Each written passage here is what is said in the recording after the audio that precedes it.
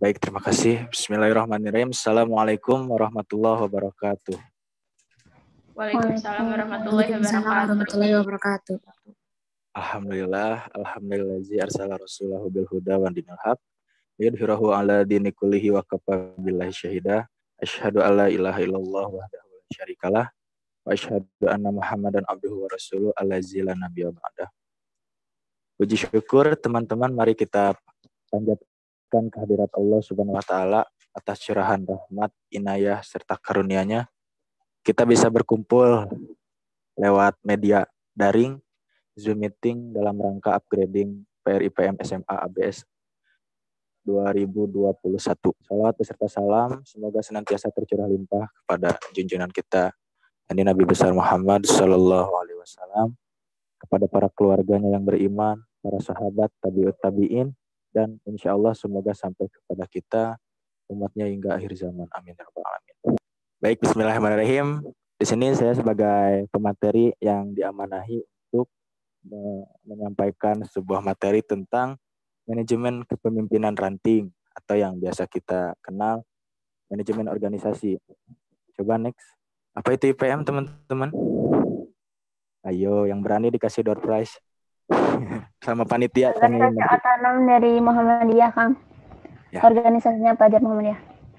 Organisasinya Pelajar Muhammadiyah. Bagus, Najmi. Ada lagi yang mau menyuarakan idenya? Organisasi Otonom Muhammadiyah yang merupakan gerakan Islam dakwah amar ma'ruf nahi munkar di kalangan pelajar. Masya Allah, lengkap sekali. Sudah mengenalkan? Nah, lanjut dulu. Oke. Jadi tadi teman-teman udah pada tahu IPM, baik itu dari kepanjangan IPM Ikatan Pelajar Muhammadiyah, baik dari tujuan ataupun maksud didirikannya IPM itu yang tadi pelajar yang muslim, berilmu dan berakhlak mulia. Kita lanjutkan dulu sebelumnya teman-teman, sebelum ke yang poin utamanya, yang ini tentang manajemen kepemimpinan ranting. Kita mengenal lebih dekat tentang IPM. Next. Lanjut coba. Ini dari saya baca dari di pimpinan pusat Muhammadiyahnya, webnya, ataupun di ADART juga ada teman-teman yang hasil kemarin muktamar. IPM atau Ikatan Pelajar Muhammadiyah adalah organisasi otonom Muhammadiyah yang merupakan gerakan Islam dakwah amar ma'ruf nahi munkar di kalangan pelajar, berakidah Islam dan bersumber pada Al-Quran dan As-Sunnah. Tadi siapa yang jawab ini? Coba next. Nah, kita mulai kupas dari sejarahnya dulu nih.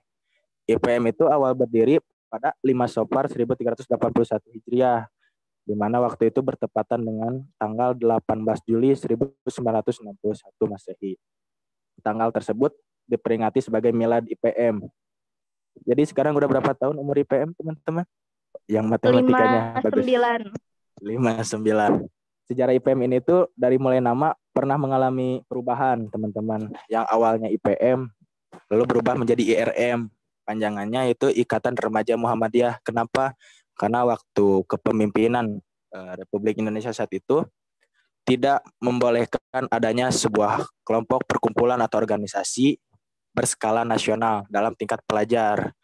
Jadi atas dasar hal itulah IPM pun berubah menjadi IRM, Ikatan Remaja Muhammadiyah, yang disahkan pada tanggal 18 November 1992.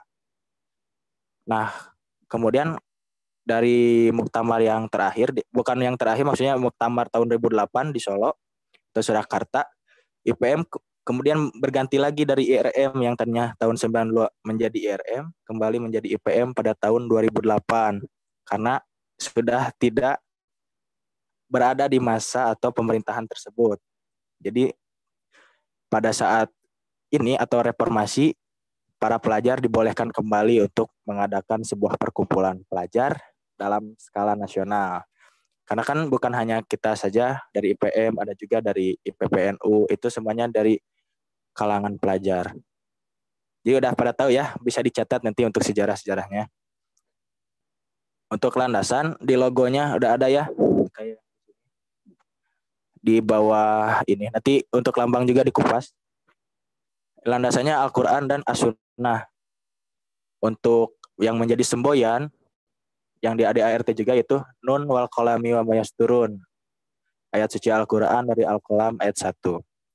Nah, maksud dan tujuan nih teman-teman. Nah, apa sih maksud atau tujuan IPM gitu? IPM itu ada buat apa? Yakni ini ada di sini, terbentuknya pelajar muslim yang berilmu, berakhlak mulia, dan terampil dalam rangka menegakkan dan menjunjung tinggi nilai-nilai ajaran Islam sehingga terwujud masyarakat Islam yang sebenar-benarnya. Ini ada di anggaran dasar IPM bab 3 pasal 6 yang revisi terbaru muktamar kemarin. Lanjut. Lambang IPM, teman-teman. Ini lambang IPM, coba bisa diperhatikan di layar teman-teman. Bentuk segi 5 perisai itu, yang kayak tameng, tapi agak runcing ke bawah. Agak runcing di bawah.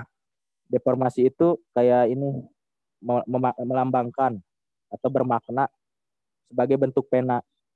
Atau bisa juga ya pensil, pena, yang kita ini sebagai status kita sebagai pelajar gitu.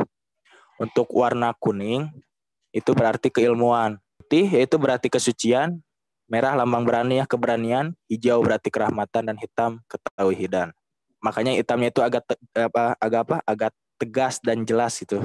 Itu bermakna ketauhidan sebagai fondasi utama teman-teman. Makanya itu dari logo IPM itu menjadi sebagai motif utama gitu. Untuk gambar matahari yang berwarna kuning itu sebagai bahwa IPM adalah kader Muhammadiyah yang tadi organisasi otonom, yang mana organisasi otonom itu sendiri adalah sebuah organisasi yang berada di bawah organisasi besar gitu, tetapi memiliki arah kebijakannya sendiri asalkan tidak bertentangan dengan organisasi utama yakni Muhammadiyah. Yang kedua, yang keempat maksudnya di tengah bulatan matahari ada gambar buku, itu yang terbuka berarti pengetahuan. Juga ada juga atau bisa juga berarti Al-Qur'an yang suci karena berwarna putih. Yang terakhir tulisan Al-Qur'an menggunakan huruf Arab yang ayat suci tadi merupakan semboyan IPM. Terus ada huruf IPM dengan warna merah juga kontur hitam, yang mana merah berarti berani. Berani dalam hal apa? Dalam hal ini aktif menyampaikan dakwah Islam, karena tadi kan IPM bermaksud atau bertujuan untuk mewujudkan masyarakat Islam sebenar-benarnya, yang mana itu merupakan tujuan juga dari Muhammadiyah sebagai pelangsung dan penyempurna amanah. Udah ya, berarti untuk warna hitam itu hanya untuk sebagai penegasan teman-teman, bahwa yang merah itu sebagai tadi bentuk keberanian kader-kader IPM untuk berani menyampaikan dakwah secara tegas. Lanjut Alifah. Perlu teman-teman tahu juga, mungkin bisa teman-teman terapkan di kehidupan teman-teman sehari-hari, di mana IPM juga mengenal istilah atau budaya 3T. Apa aja itu 3T teman-teman? Pertama, tertib beribadah. Jadi teman-teman di IPM itu bukan untuk selain wadah organisasi, tempat menyalurkan kreasi dan juga inovasi teman-teman. Teman-teman dituntut untuk bisa juga tertib dalam beribadah. Jadi tidak mengganggu hal ibadah teman-teman pada saat berada di IPM itu. Yang kedua, tertib berprestasi. Kalian teman-teman mengikuti organisasi bukan sebagai penghalang bagi teman-teman untuk tetap berprestasi, baik itu secara akademik maupun non-akademik. Teman-teman malah dituntut untuk lebih menonjol dalam hal segi kualitas dari teman-teman yang non-IPM. Karena IPM juga kan banyak juga mendapatkan penghargaan dalam segi internasional, sebagai yang sudah saya tahu itu dalam segi keadministrasian yang rapi dan baik. Yang terakhir yaitu tertib berorganisasi. Di IPM itu harus tertib, runut. Dalam hal ini teman-teman mengikuti rangkaian keorganisasian di IPM itu merunut sangat tertib. Jadi makna ataupun cita-cita IPM waktu teman-teman mengikuti atau menjalani sebagai pengurus IPM itu benar-benar bisa teman-teman rasakan dan juga ambil. Jadi teman-teman wajib untuk ingat budaya 3T ini. Pertama, tertib beribadah, berprestasi, dan berorganisasi. Oke, lanjut. Oke, setelah mengenal IPM, Sekarang ayo kita mulai mengenali cara mengelolanya, teman-teman. Karena kan IPM itu sebuah organisasi, wadah, sama kayak kita lingkup kecilnya itu di sekolah harus ada minimal ketua kelas, bendaharanya buat nagih uang kas kayak gitu, sekretaris untuk dibutuhkan sebagai media atau penyampaian informasi-informasi. Oke, next. Yuk kita mulai kenali nih, kita kupas cara mengelolanya. Yang mana manajemen itu berasal dari bahasa Inggris, manage, yang artinya mengelola. Jadi manajemen kepemimpinan ranting atau teman-teman mungkin pernah juga dengar manajemen organisasi, yaitu adalah suatu proses dari sebuah perencanaan dan pengendalian terhadap sumber daya ranting dengan maksud untuk dapat mencapai tujuan IPM. Jadi sebuah proses ya, jadi bukan hasilnya teman-teman untuk sebuah manajemen organisasi ini. Prosesnya apa aja? Yang tadi itu kayak perencanaan. Sesudah perencanaan itu ada juga pengendalian supaya tujuan atau maksud dari organisasi tersebut benar-benar bisa tercapai. Oke, next. Nah, ini ada unsur organisasi. Ada berapa? Coba satu. Tujuan. Ini tujuan atau goals. Jadi dalam sebuah organisasi, teman-teman harus dan wajib memiliki tujuan.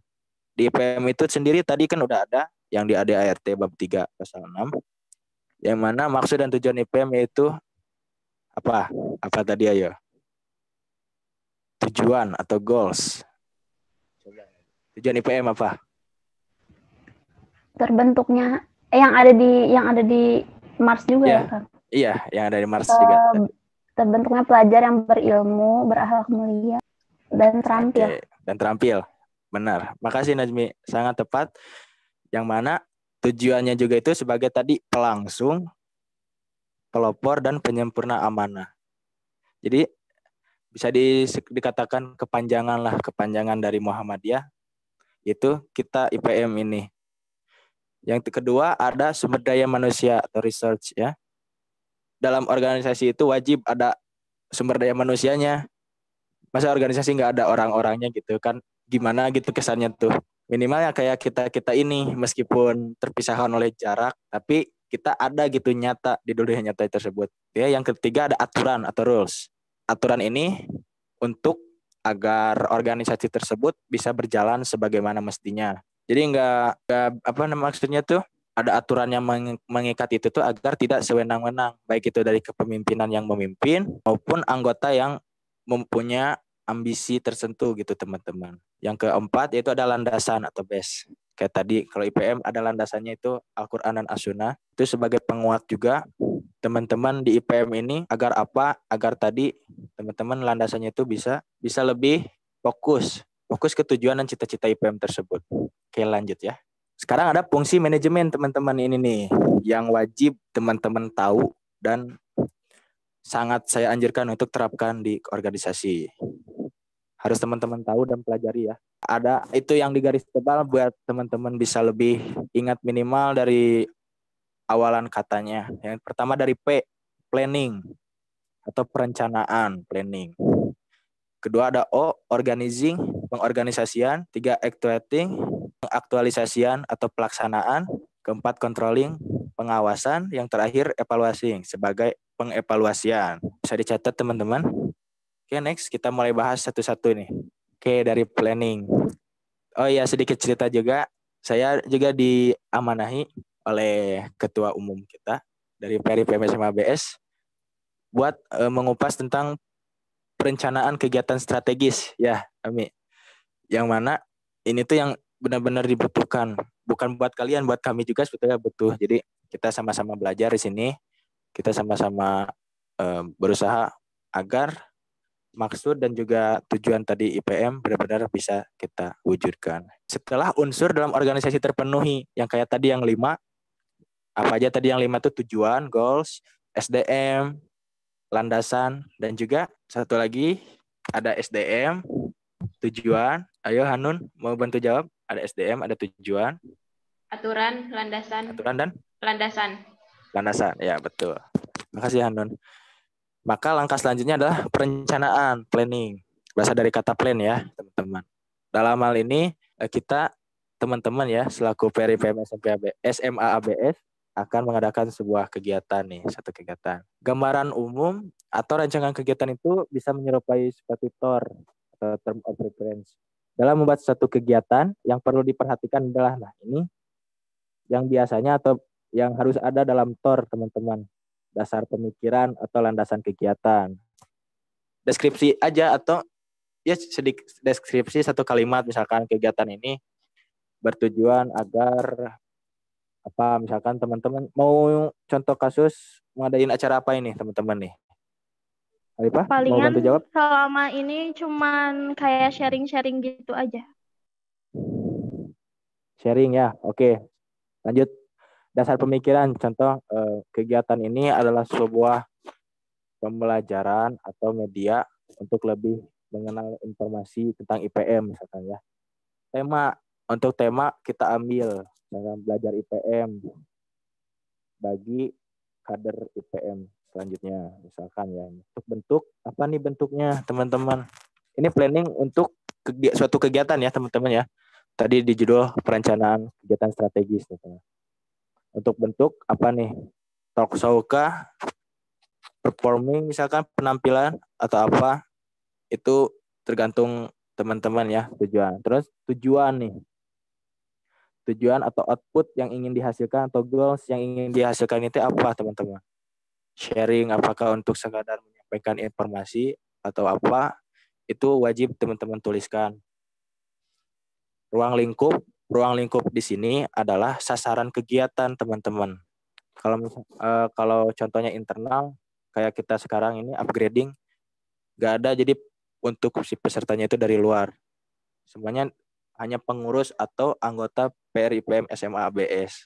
Itu untuk ruang lingkup ya. Kalau internal, kalau nantinya teman-teman mau eksternal atau ruang lingkup umum itu boleh-boleh saja gitu. Terus ada waktu dan tempat, harus jelas juga perencanaannya. Supaya apa? Supaya teman-teman bisa mengendalikan juga atau mengatur pengeksekusian dari kegiatan tersebut. Contoh kecilnya rapat. Rapat itu harusnya diagendakan terlebih dahulu. Jangan sampai contohnya nih ketua tiba-tiba hari ini rapat. Gak bisa seperti itu. Jadi teman-teman harus benar-benar direncanakan baik itu rapat. Ini contohnya sebelum kegiatan tersebut berlangsung ya. Dari rapat yang mana persiapan ini planning. Rapat perumusan kegiatan, terus pemilihan kepanitiaan dan lain-lainnya, sampai nanti di hari H atau pelaksanaannya itu waktu kegiatan harus jelas, benar-benar jelas teman-teman. Seperti sekarang ini 13 Februari 2021 itu waktunya tempat di Zoom misalnya, itu jelas. Anggaran biaya juga harus bisa diprediksi atau dalam hal ini RAB ya, rancangan anggaran biaya. Yang mana ini juga bisa buat gambaran teman-teman selain dari kas yang ada di kepengurusan, teman-teman ngadain acara ini bisa terlaksana karena apa? Karena sirkulir kah? Karena pengajuan proposal kah? Atau karena hal apapun, misal dari perseorangan ada yang menghibahkan sedikit dananya buat keberlangsungan kegiatan tersebut. Jadi sini dijelasin gitu ya dari anggaran biaya kegiatan tersebut. Oke, next. Tadi kan udah planning atau perencanaan, sekarang organizing. Ini pengorganisasian teman-teman. Setelah merencanakan sebuah kegiatan, maka step selanjutnya atau langkah selanjutnya adalah pengorganisasian. Dalam hal ini contoh kecilnya pembagian tugas kepada sumber daya manusia dalam rangka mencapai tujuan kegiatan. Dalam rangka mencapai tujuan kegiatan, jadi teman-teman wajib untuk membagi tugas ataupun job desk dalam hal ini kayak ketua, sekretaris bendahara dan lain-lainnya, divisi per divisi. Pengorganisasian ini harus jelas, jangan sampai kinerja dalam hal ini. Yang harus teman-teman lebih tekankan juga, jangan sampai ada unsur paksaan, karena bila mana ada unsur paksaan, takutnya ke depannya atau dalam hal kegiatan tersebut kurang dalam segi tujuan yang ingin didapat itu kurang bisa benar-benar didapatkan itu. Jadi bila mana ada yang mampu dalam ini menjadi ketua, silakan ajukan diri. Atau juga bila mana banyak yang ingin jadi ketua, bisa dipilih secara melalui sistem voting seperti hal itu. Intinya benar-benar harus merata pengorganisasian ini. Jadi saling-saling membutuhkan sebetulnya pengorganisasian ini. Kita nggak bisa cuman cukup mengandalkan ketua, tapi ketua wajib untuk mengarahkan dan mengorganisir si kepengurusan tersebut. Coba lanjut. Tadi yang ketiga actuating ya, atau pengaktualisasian pelaksanaan. Nah, di tahap ini kita mulai bergerak nih buat mengeksekusi kegiatan. Oke, sip. Yang telah kita rencanakan waktu rapat-rapat di sekre ya, terus dan SDM yang telah kita bentuk ini udah benar-benar cocok atau pas sesuai dengan taraf kemampuannya teman-teman. Maka langkah selanjutnya yaitu langsung kita eksekusi pelaksanaannya nih. Contoh, kalau misalkan divisi Danus nih, dana usaha, bila mana kalian membuat proposal sudah mulai menyebarkan proposalnya teman-teman, contohnya ya. Terus kalau misalkan bagian ada humas contohnya, mulai mengirimkan surat administrasinya untuk baik itu undangan. Terus atau nanti misalkan di bagian publikasi dokumentasi itu pas waktu kegiatan. Jadi di sini benar-benar langsung ke pengaktualisasiannya teman-teman, pelaksanaannya. Oke, lanjut. Controlling atau tahap pengawasan. Pengontrolan ya. Deskripsinya di sana ada, agar sebuah kegiatan berjalan dengan baik dan lancar, maka diperlukan adanya pengawasan atau pengontrolan secara berkala. Jadi pengontrolan baik itu seminggu kan. Ini sejauh mana udah berjalan, sejauh mana ada yang kurang misalkan. Di pengontrolan ini harus dilakukan secara rutin, baik itu seminggu sekali, tiga hari sekali misalkan. Dalam hal ini oleh pembina sebagai pelindung. Ini contoh kasusnya tadi ya, dari awal sudah saya jelaskan. Kalau contohnya dalam hal mengadakan sebuah kegiatan. Dalam hal ini pembina sebagai pelindung, ketua umum sebagai penanggung jawab, dan juga ketua pelaksana sebagai yang bergerak langsung di lapangan dengan tetap laporkan progres kepada ketua umum. Jadi meskipun ketua pelaksana yang sudah diamanahi oleh ketua umum sebagai penggerak di lapangan, ketua umum juga masih memiliki tanggung jawab dalam hal kegiatan tersebut yang nantinya bisa meminimalisir kekhawatiran yang tidak diharapkan. Oke, lanjut. Terakhir, evaluasi. Ini tahap pengevaluasian teman-teman. Dirunut kembali dari awal perjalanan teman-teman mengadakan kegiatan sampai beres kegiatan tersebut terlaksana. Yang mana poin ini begitu penting. Di sana saya tulisin poin yang sangat penting dan tidak boleh kita lupakan teman-teman. Karena dalam evaluasi kita bisa memperbaiki kinerja yang kurang dan menjadi lebih baik lagi dalam kegiatan yang akan datang. Evaluasi ini meskipun hal yang kecil, namun bisa berdampak besar teman-teman. Jadi kita tahu di mana kekurangan kita dan kita pun benar-benar harus menerima gitu, karena kan orang lain yang melihat kinerja kita.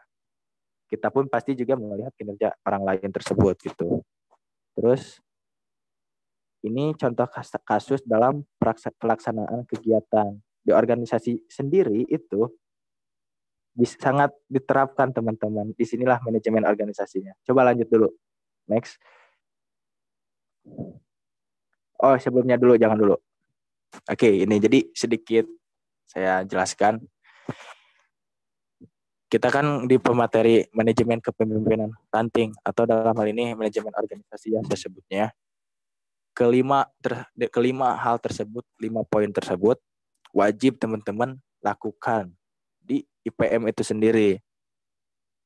Harus ada perencanaan, dalam hal ini mungkin program kerja ya, perencanaan, pengorganisasian, SDM-nya benar-benar ditempatkan sesuai kapasitas mereka per bidang, baik itu formatur, benar-benar yang agar kedepannya benar-benar bisa melaksanakan sesuai tugasnya, teman-teman.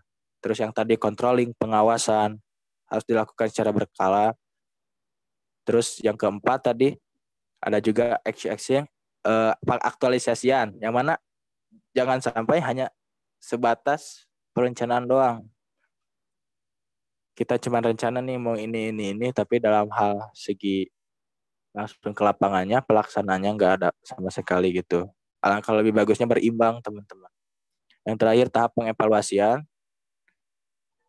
Poin yang tadi saya katakan juga tidak boleh kita lupakan, teman-teman. Evaluasi minimal dalam rapat pleno, rapat formatur. Apa nih yang kurang, teman-teman? Di sana kita bahas agar semuanya itu ada sebetulnya di tahap evaluasi. Di evaluasi bisa kita merencanakan lagi untuk kegiatan selanjutnya apa. Pengontrolan juga, oh ini ada yang kurang, ini ada yang harus ditambahin misalkan gitu. Oke, lanjut. Ini juga sedikit request dari Najmi ya. Kalau misalkan sedikit kurang atau ya belum banyak yang bisa diambil, saya mohon maaf. Koneksivitas antar bidang, teman-teman. Sekarang kan lagi booming atau zamannya kolaborasi gitu. Booms ya, kolaborasi. Dewasa ini kolaborasi sangat banyak terjadi dalam kehidupan sehari-hari, teman-teman.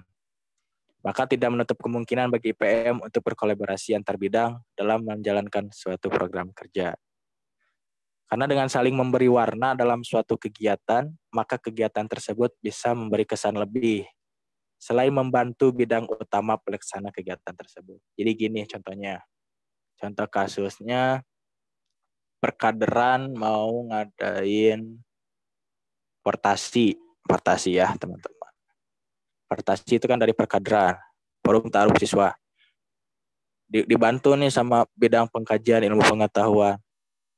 PIP itu menyediakan informasi maupun membagikan informasi terkait portasi tersebut. Jadi dari bidang perkaderan cukup fokus ke kegiatannya. Gak harus nyiapin tentang apa aja nih yang perlu kita share buat yang mau masuk ke IPM SMA ABS ini. Jadi itu diserahkan atau diamanahkan ke bidang PIP. Disinilah terjalin atau terjadinya suatu kolaborasi. Bisa juga misalkan menggait satu bidang yang lain. Misalkan baik itu bidangnya maupun perseorangannya juga, teman-teman. Dari KDI misalkan ya, ketua bidangnya mau sebagai pembacaan doa misalkan atau tilawah, itu dari perorangannya juga sangat bisa dilakukan sebagai kolaborasi. Misalkan dalam selingannya ada suatu pertunjukan atau penampilan dari bidang ASBO bisa dibutuhkan gitu.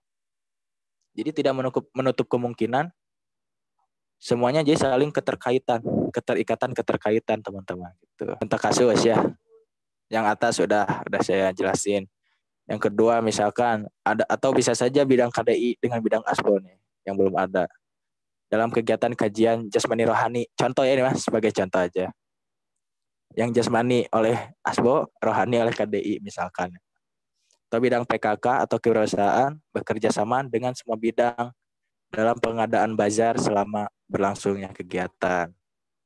Itu kan saling menguntungkan, simbiosis gitu teman-teman. Oke, lanjut.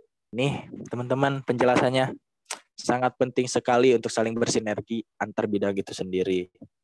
Kerjasama yang ditumbuhkan mesti sering kita pupuk dalam hal-hal sederhana terlebih dahulu agar terciptanya organisasi yang harmonis. Kira-kira paham nggak teman-teman maknanya? Ada yang mau bersuara atas ini pendapat saya sendiri ya teman-teman. Pertanyaannya tadi, kenapa penting untuk saling terkoneksi atau berkolaborasi antar bidang di IPM itu sendiri? Sebetulnya sangat bisa. Coba jawab. Karena kalau menurut aku Kak, kan dari setiap bidang itu pasti ada kekurangannya gitu, nggak selalu nggak selalu sempurna gitu dari setiap bidang itu. Jadi butuh kolaborasi gitu. Jadi butuh bantuan dari yang lain gitu. Betul. Nah yang tadi, selamat dan tetap semangat mengemban amanah menjadi kader militan IPM. Semoga teman-teman tetap istiqomah gitu ya dalam ikatan pelajar Muhammadiyah. Semoga teman-teman bisa menjadi seorang kader militan. Lanjut. mulailah beraksi menjadi kader sejati teman-teman. Mulai dari langkah yang kecil dan yang paling penting mulailah sekarang juga.